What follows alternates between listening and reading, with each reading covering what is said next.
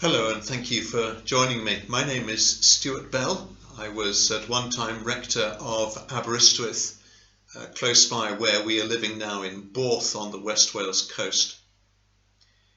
A number of people have asked me to reflect upon Christian behaviour during the period of lockdown, and so I want to bring you a passage from the writings of the Apostle Paul and to reflect on those just a little bit.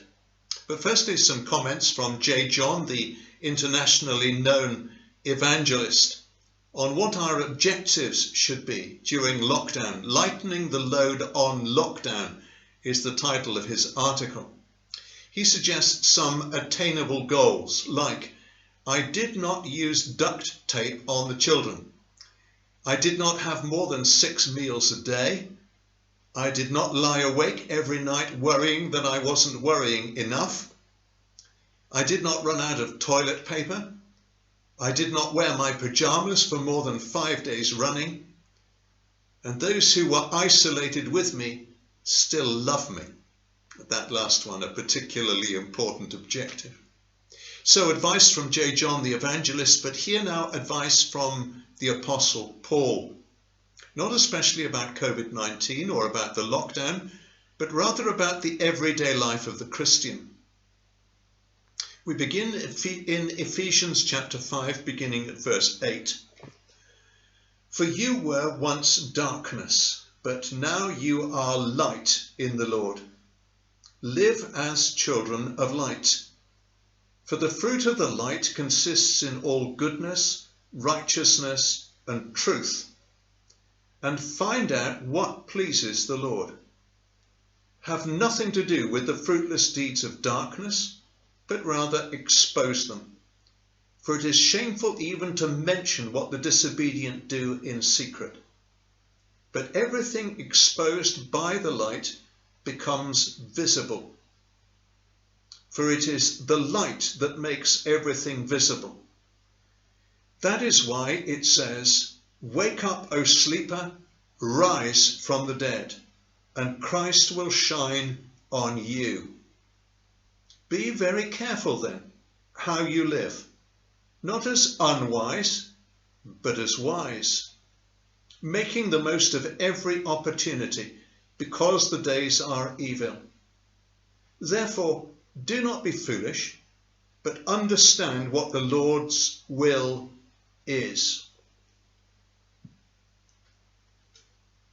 3 things, beginning in verse 8. Live as children of light. In lockdown or not in lockdown, we are to pursue a life of holiness. Facing an unprecedented health crisis? Yes, most certainly. But what changes? Actually, nothing. In a crisis or out of a crisis, we are to have the same attitude of heart and mind consistently. We are to live as children of light. Our present circumstances don't justify relaxing our commitment to holiness and to godliness. We're not faced by the same rhythm of life that we're used to, no, but we are to live as children of light.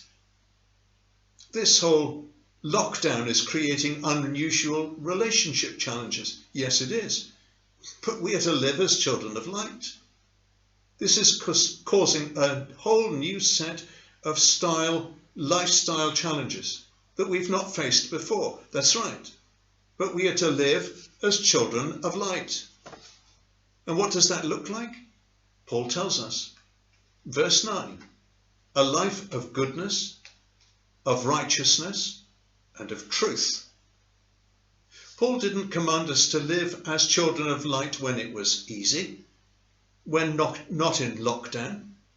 He commands us to live as children of light consistently. From outside of a crisis, we might think that living through one would make it harder to live an authentic Christian life, that we would be justified in lowering our sights, not being so ambitious where holiness is concerned. The strains and pressures would be so draining that we'd lose our patience. How understandable is that? We'd be overwhelmed by our circumstances, get scared, behave badly. All quite understandable. But the evidence of history is that crises of all kinds have been used by the Lord to purify his people, to create character in them, to sharpen their faith, drive them to their knees, draw them closer to himself. It's the affluence, the prosperity, the ease, the comfortable lifestyle. Those are the things that drive us to indifference and sluggishness in our souls. In many ways, this pandemic has already proved to be good for the Lord's people and good for the church. There are literally thousands of Christians across the country who've been mobilized to help in a whole variety of compassion ministries. And there are signs that in some places the church has woken up. It's become fleet of foot, flexible, adaptable, creative, and these are not adjectives that we normally associate with the Christian church. Be consistent.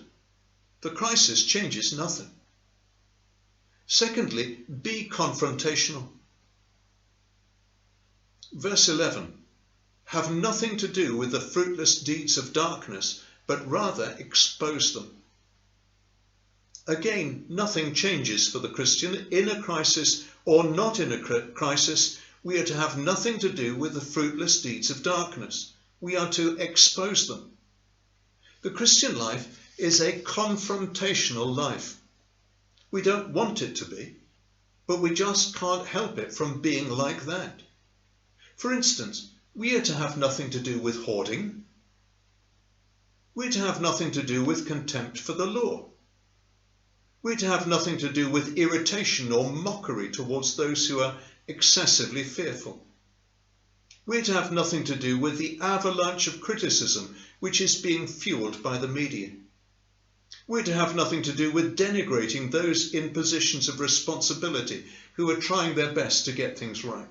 The Christian life is a confrontational lifestyle. We should take these things on. We should be unafraid to confront deeds of darkness wherever we come across them, in lockdown or outside of it. But there are at least two other aspects of Christian behaviour which should be confrontational during lockdown. We can either choose to be on the front foot or on the back foot where this virus is concerned. We can choose to be victims of it or proactive in our response towards it. Here is one aspect of Christian behaviour that has adorned the Christian gospel on numerous occasions during history. Reckless love. Here are just two examples. During the Great Plague of London in 1665, about 100,000 people died. The wealthy, those who were able to, fled from the city. The Puritan ministers made a decision to stay at their post. They exhibited reckless love. Inspired by their example, 200 years later, during the Great Plague, the cholera plague in London, in 1854, Charles Spurgeon also stayed at his post. Famously, he wrote, "How anxiously people listened to the gospel, for the cholera was raging terribly. There was little scoffing then." Reckless love. Today, both civil and ecclesiastical authorities have kept clergy at home. They would be disobeying the rules if they went out and about. Yet the Catholic priests at the beginning of the lockdown in Italy were told by Pope Francis to continue to visit. In mid-April, in a speech from the Vatican, he referred to the scores of priests who had been infected whilst tending the sick, and he called them the saints next door. We've not heard anything of that with regard to the clergy in the UK. Whilst there is massive praise and appreciation for the nurses and doctors who have sacrificed so much in the NHS and the carers too, and others from the essential services, where are the clergy? Here is a question for consideration. What does reckless love dictate? What does reckless compassion require? Should we still be at this time obeying both civil and ecclesiastical authorities? If reckless love and reckless compassion call at our door. There is a twofold, long-established principle in the Christian church that has been handed down to us, and it responds to the known command that we are to be obedient to the governing authorities. This is the twofold, long-established principle. If the governing authorities command something that our Lord forbids, then we listen to the Lord. If the governing authorities forbid something that the Lord commands, then we listen to the Lord. Compassion is a command from the Lord, exhibited constantly by Jesus himself. Reckless love. Here's the second confrontational approach. Fearless peace. We are the people who are so secure. The comment that was made at the beginning of this coronavirus was that the virus can kill. To which we reply, is that all it can do? Jesus said, do not be afraid of those who kill the body, but cannot kill the soul. The virus cannot take the Lord away from us. It cannot take us away from the Lord. It cannot interrupt our relationship with him. It cannot remove our salvation from us. It cannot disrupt our eternal security. There should be a calm composure about us, which is a challenge to those who are panicky and alarmed at what is happening. We should be the ones that they ask, how can you be so calm in the midst of all of this? That is exactly the question that is being asked of some of our people, and that is so good. Reckless love and fearless peace are confrontational. They speak volumes in response to the threats that the virus makes. They speak volumes to a society which is anxiety-ridden. Be consistent, be confrontational, be confident. Verses 15 and 16. Be very careful then how you live, not as unwise, but as wise, making the most of every opportunity, because the days are evil. The coronavirus is evil. It's already killed 375,000 people and rising. And it's got much further to go. But there are two important brackets around the command that Paul gives to make the most of every opportunity. Bracket number 1 is in verse 10, and it says, find out what pleases the Lord. Bracket number 2 is in verse 17, and it says, understand what the Lord's will is. Now this is so important. It's so important for us to understand what the Lord's will is not for us, or we will be exhausted and run ragged within a very short period of time. One morning, I had 3 emails from 3 different people who encouraged me to view certain things on the web. It would have taken me 2¼ hours if I had followed up on all of those invitations. The quantity of material that is available is overwhelming. Read this, check that out, listen to this. We must be selective, and we must use the delete button furiously. But also, we are not to imitate others. Or again, we are going to be overwhelmed if we are not careful. Driven instead of drawn, as we try to do what other people have been called to do. We don't have the energy or the time to do what other people are doing, as well as what the Lord is calling us to do. We have to specialize. We have to give ourselves only to what the Lord is calling us to do. So firstly, we must find out what we're not to do. Secondly, we're to find out what all Christians are to do at all times. And there are a number of headings for us where this is concerned. We are to pray, always, in every circumstance and every situation. So we are to be praying for our neighbours, and probably letting them know that we are doing so. We are to be people of influence, looking for the opportunity to share our faith at every possible moment. John Lennox has produced a tremendous new tool for us. Within weeks of the beginning of lockdown, his little book, Where is God in a Coronavirus, was in print. Now that's a book to buy and share and pass on. Thirdly, we are to be people of generosity. There are multiple ways in which we can use our money and our giving at this time. One of them should be the Yemen Tear Fund appeal. Johns Hopkins University is keeping track of the number of coronavirus deaths and the number of coronavirus infections worldwide. If you look on the web at their figures, you will find that 84 people have died of COVID-19 and 354 people are infected with it in the Yemen.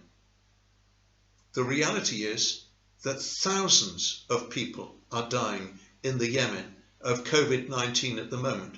They neither have the facilities to diagnose COVID-19, nor do they have the facilities to check on deaths by COVID-19 subsequently. They just don't have the medical facilities. There is a place for us to be generous. Fourthly, there is to be practical service by all of the people of God all the time. This is the time to be COVID-19 volunteers. This is to be doing the shopping for our neighbours, to be lending our tools and our equipment that we have in our garages and in our tool sheds, and generally being useful people. So we are to know what we are not to do. We are to know what all Christians at all times are to do. And we are to understand what the Lord's will is for me. More than likely, it will be something different from anything that the Lord has asked anybody else to do. It will be his call to me because of my gift mix, because of my circumstances, because of my location, because of the people who are living around me. And I need to listen out for him. If we haven't already heard from him, then seek to be specially sensitive to the voice of his Spirit. For he will have things that are for you and only for you because of where you are and because of your availability. I began with J. John the Evangelist. Let me conclude with him. From a second piece that he wrote about our behaviour and our aspirations during lockdown, there are two things that are particularly memorable. One was that he said that we shouldn't eat more than one chocolate bar a day. That's a good advice, except that the ones that they sell in Poundland are particularly large. And the second thing that's memorable is that he said that we should find a project. And he said that he was going to write a book during lockdown. Now I thought to myself when I read that, bully for you, J. John, not many people are going to be asked by the Lord to do that. Until suddenly and unexpectedly I got an email from one of my friends saying that I ought to do that during my idle moments. I bristled a little bit at that because I don't have any idle moments. But then I got a second email about a month later from the French husband of a university friend from 50 years ago, and they live in Avignon in France. And my friend said that he'd had a dream. In the dream, he was having a conversation with me, and we were talking together about a project that I was supposed to undertake, sharing my experience of Christian ministry over the last 50 years.